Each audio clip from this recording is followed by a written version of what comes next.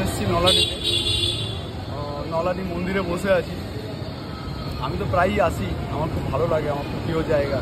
হয়তো আগে ভিডিও অত করা হয়নি, আজকে এলাম ভিডিও করার সুযোগ পেলাম, তো তাই বসে একটু টাইম পেয়েছি বলে ভিডিও করছি।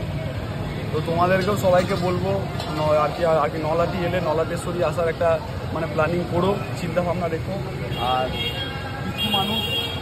কিছু মানুষ আমি দেখেছি তারাপীঠ আসার পর তারা বাড়ি চলে যায় বা রিটার্ন করে যায়।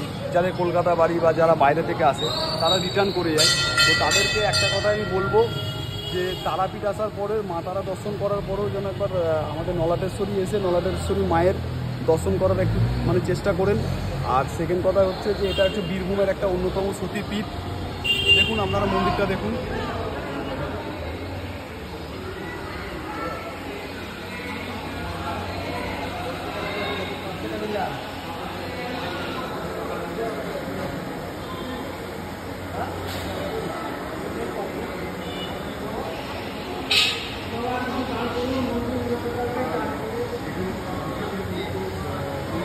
গেট বা কিছু নেই যে আপনাকে টাকা দিতে হবে, 500 টাকা লাইনে দাঁড়াতে হবে বা কিছু, এরকম কোনো ব্যাপার নেই।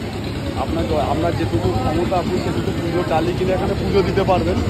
তো আপনারা আসুন, ঘুরে যান নলাটেশ্বরী। আমার খুব ভালো লাগে, খুব ভালো জায়গা।